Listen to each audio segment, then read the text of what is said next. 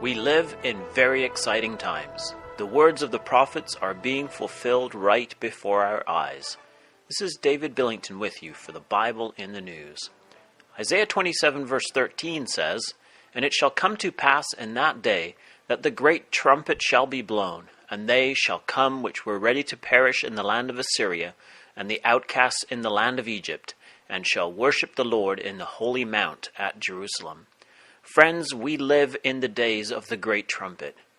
In the time period of the seventh trumpet in Revelation, which is also the time of the resurrection trumpet, the gathering together of Israel from the four corners of the earth, which Isaiah is speaking of. In the news, we hear about events in Russia, Syria, and Iran as those nations come together under the protectorate of Russia, the king of the north. We see the great merchant powers of the earth and Saudi Arabia coming together and forming a southern alliance. All these incredible events. But the national revival of Israel is the greatest of them all. How could a people scattered to the four corners of the earth in over 100 different countries, speaking over 80 different languages, ever come together into one nation, in one land, speaking a revived common ancient language, the language of the Bible? It is unprecedented in human history. Now, all these miracles have happened to bring this nation back to life. Each one of them, the return of the Jewish people, the resurrection of their language, their return to their ancient homeland, their survival against all odds, as the surrounding nations attempted to annihilate them, each one is a great trumpet blast reminding us that we live in the days of the great shofar. Some have tried to say that the Jews came back as a self-fulfilling prophecy, but this ignores the fact that the early return was almost entirely secular. During the early years of the state of Israel, it was a secular nation. However, as this great return and revival took place, the Jewish people have realized that this is the hand of the Almighty. Seeing Jews from the four corners of the earth together in Israel, from Ethiopia, America, Russia, Iraq, Persia, and Yemen, all together is an undeniable fulfillment of prophecy. More and more of the Jewish people are recognizing the hand of the Almighty and the fulfillment of prophecy in these events. This week, I was really struck by a speech given at the Orthodox Jewish Chamber of Commerce in the King David Hotel in Jerusalem by Israeli Member of Parliament Yehuda Glick, reported by Israeli News Arutz Sheva, where he speaks about prophecy, how prophecy is fulfilling right before our eyes, and about his vision of Jerusalem being the future capital of the world. Ladies and gentlemen, it really is a wonderful miracle to be here. We can't take things for granted. We're sitting here in the Hotel of King David, in the city of King David. Ladies and gentlemen, we have to remind ourselves, coming to Israel, Anthony, is not just sightseeing. Coming to Israel is to see the words of the prophets coming out of the book, materializing and becoming a reality. You can tell Ezekiel, the bones ain't dry anymore. You can tell Jeremiah, Jerusalem is not isolated like a widow anymore. You can tell Zechariah, children are playing in the streets of Jerusalem. Ladies and gentlemen, the words of the prophets have come out of the book, and we are writing the next chapter of the book in our generation. We are seeing it happen with our own eyes. And we have a mission that Jerusalem should be the godly capital of the Jewish people and of the world. We don't need the world to recognize Jerusalem. We know Jerusalem is the capital of Israel. Jerusalem, every single Jewish couple who got married in the past 2,000 years swore to Jerusalem. Every Jewish family who celebrated Passover said next year in Jerusalem. So we know Jerusalem is our capital. If the world wants to be relevant, they will recognize Jerusalem. If the world wants to be relevant to reality, they will recognize Jerusalem, and they will have all their embassies here in Jerusalem.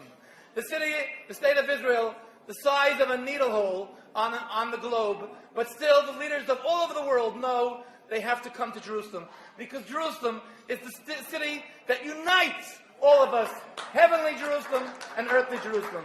Ladies and gentlemen, I want to once again thank Arut Sheva, who unites the people around here in Jerusalem. I want to remind ourselves that we have to establish and announce the sovereignty of the State of Israel on all over Judea and Samaria and on the Temple Mount in Jerusalem. We are seeing a new generation arising in Israel that is seeking God and recognizing His hand more than ever. Hosea the prophet says in the 3rd chapter, "For the children of Israel shall abide many days without a king, and without a prince, and without a sacrifice, and without an image, and without an ephod, and without teraphim. Afterward shall the children of Israel return, and seek the Lord their God in David their king, and shall fear the Lord and His goodness in the latter days." Isaiah 30, another prophecy for the latter day, see verse 8, margin, speaks of the final great deliverance of Israel at the time of the great earthquake, verse 25. In this chapter we find a generation that cries to God for help and is heard by God, verse 19. Teachers are sent to them who show them the way, verse 20. And as a result, in the day of trouble they have the song and go up to the house of the Lord. Now listen to these speeches given by Ari Abramovitz and Jeremy Gimpel this October at the time of the Feast of Tabernacles, speaking to a large group who were about to go up to the Temple Mount. I have added in the translation of Hebrew phrases in brackets in the print version. First you will hear the singing of Am Israel Chai, which means the people of Israel live, and Od Avinu Chai, still our Father lives.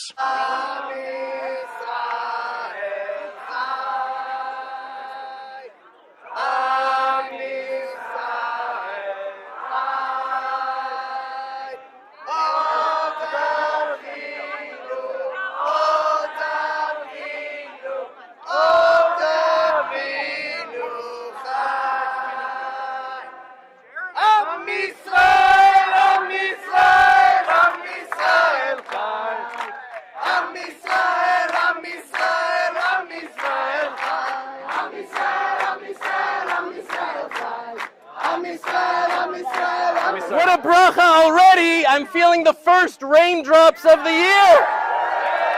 Thank you, Hashem! There's no better time we could have chosen to come together right now and pray together and to go up on Har HaBayit than now on Sukkot. Why? What is Sukkot? Zman Simchatenu, the time of our greatest joy. And what brings us here if not joy? You know, while everybody here is welcome, there's a reason we issued a special invitation to English-speaking Olim. We said, did you make Aliyah? Then make Aliyah to Har HaBayit, because there's something beautiful about that Aliyah. What's so beautiful is that it's fueled not by running away from poverty or persecution, but running towards, embracing, desire, yearning, love. And that's exactly what brings us here right now. Desire, love, yearning. We're here to send a very clear message. Not to the Israeli government. This is not a political thing. We're here to send a very clear message to Hashem. To Hashem, Abba! We're ready! Yes. We're ready, we're here, we're back. We're back. The Kotel, we love the Kotel, but it's not enough anymore. It's not enough. We want the Beit HaMikdash. We want a relationship. We've learned our lesson. We've learned our lesson that it's not a building, it's a relationship, and we want that relationship with you. And it's not just for us, it's on behalf of the entire world. Hashem, all of the nations, there's so much pain, there's so much sorrow, there's so much war and hate. Please, you said, V'shachanti betocham, we build you a sanctuary and you'll dwell within us. Circumcise our hearts, Hashem. Mol et levavenu. Allow this time to be a time of building the Beit HaMikdash in love for all of humanity. So thank all of you for coming. May this be mevorach. Man. You know, we were all singing Am Israel Chai, and we saw Ethiopian Jews walking here, and Russian Jews walking here, and all of Am Israel that was literally under the ground, dead in the exile, resurrected from the dead, and now making the first steps towards Har HaBayit. It could be that most of them are still going to the Kotel. but they've come from the four corners of the earth to come here to celebrate together. And now look how many of the nations have come. Are we seeing this actually happening in our lifetime? The first beginning steps of Mashiach can be heard now. In 1967, we had it. It was in our hands. It was like a miraculous war. Whoever heard of a 6-day war? It never happened before. Why wasn't it built then? Zechariah says, Lo b'chaim velo b'choach, ki im beruchi amar Hashem.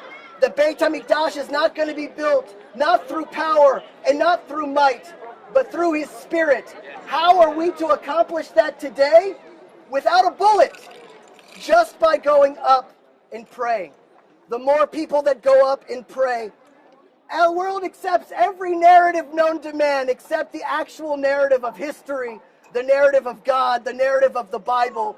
Our feet walking up on Har HaBayit is the narrative and the unfolding of our history and our destiny. And so although Ari and I can't go up for reasons that we all know, that a Jew still can't pray on Har HaBayit in 2017, as we've just now entered into the new year, Jews and the righteous among the nation, we still can't pray with our mouths, but we can pray with our feet and we can pray with our hearts. And so thank you all for coming here today and taking our prayers up with you and taking our hopes up with you.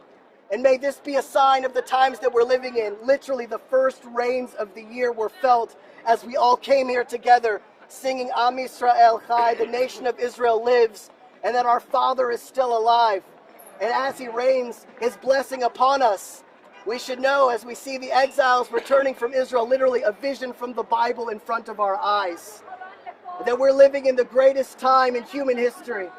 And we should all be blessed to dance together, not down here, but next year up there. Am Yisrael Chai.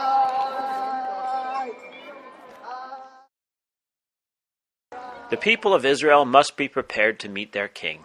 At the time of the first coming, John the Baptist prepared the way for the Lord Jesus Christ. Luke 1 verse 17 says, And he shall go before him in the spirit and power of Elijah, to turn the hearts of the fathers to the children, and the disobedient to the wisdom of the just, to make ready a people prepared for the Lord. Even before John came, a providential, unseen hand of God was at work. Luke 3 verses 15 and 16 says, And all the people were in expectation, and all men mused in their hearts of John, whether he were the Christ or not. John answered, saying unto them, I indeed baptize you with water, but one mightier than I cometh, the latchet of whose shoes I am not worthy to unloose. He shall baptize you with the Holy Spirit and with fire.